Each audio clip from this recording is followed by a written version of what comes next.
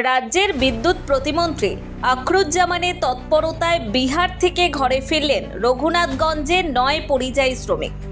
বাংলা ভাষায় কথা বলার অপরাধে বাংলাদেশি অপবাদ।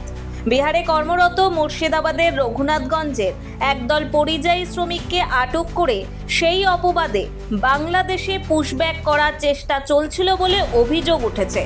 শেষ মুহূর্তে রাজ্যের বিদ্যুৎ প্রতিমন্ত্রী আখরুজ্জামানের তৎপরতায় তাদের নিজের ঘরে ফিরিয়ে আনা সম্ভব হয় বলে জানা যায়। রাজ্যের বিদ্যুৎ প্রতিমন্ত্রী আখরুজ্জামানের অভিযোগ, গতকাল 9 জন আমি নিজে ওখানকার প্রশাসন এবং রাজ্য পুলিশ প্রশাসন তৎপরতা, আমরা যদি সেই মুহূর্তে তার বাড়ির লোক খবর না দিত তাহলে এদেরকে বাংলাদেশি বলে পুশব্যাক করার একটা চক্রান্ত চলছিল। সেখানকার প্রশাসন বিএসএফ এর মাধ্যমে তারা বাংলাদেশি বলে তাদেরকে বাংলাদেশ বর্ডারেই পাঠিয়ে দিত। তখন তাদের ফিরিয়ে আনতে কিভাবে কত যে যন্ত্রণা হতো তার পরিবার জানে, এবং আমরা যেহেতু এখানকার জনপ্রতিনিধি আমাদের দায়িত্ব রয়েছে, সেহেতু আমরাও তো কতটা হিমশিম খেতে হতো।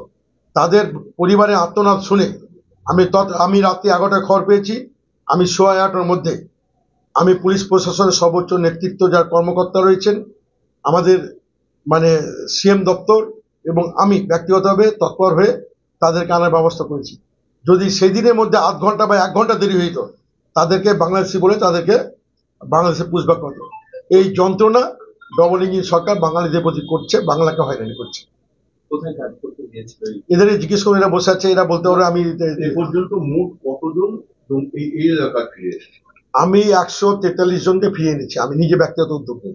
তাদের উপর অত্যাচার হচ্ছে, পুলিশ তাদেরকে ডিটেনশন মারতে নিয়ে গেছে বিভিন্ন রাজ্য, বিশেষ উড়িষ্যা বেশি হচ্ছে, ঝাড়খণ্ড বেশি হচ্ছে।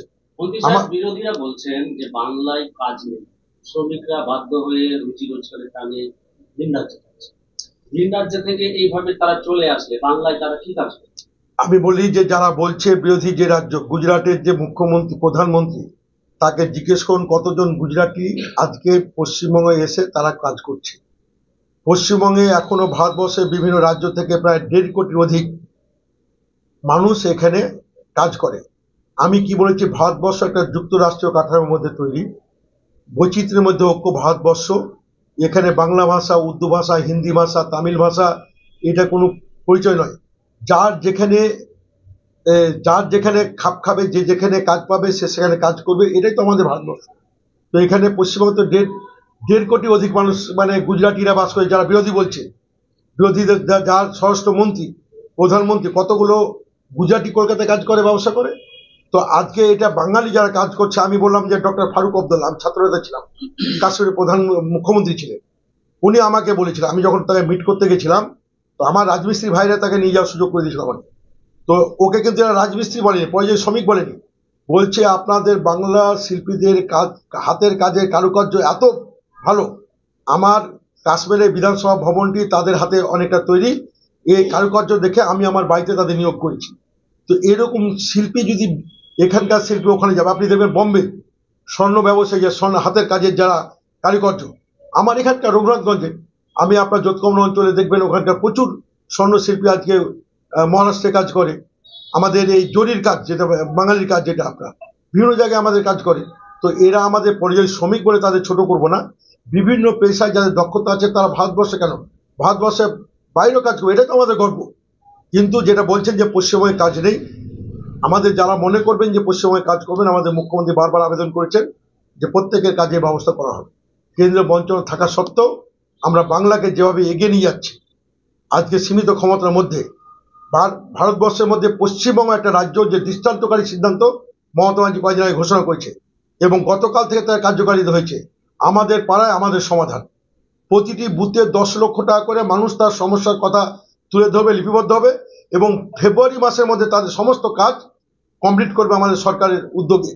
তো এখানে যারা বলছে কাজ নেই, এই যে এতগুলো কাজ হবে, 8,000 কোটি টাকার কাজ বাংলার বুকে এই ফেব্রুয়ারি মাসের মধ্যে। আমাদের যারা রাজমিস্ত্রি কাজ করতে চাই, রোড যখন তৈরি হবে, রাস্তাঘাট তৈরি হবে, এখানে তো আমাদের অনেক শ্রমিকের প্রয়োজন আছে।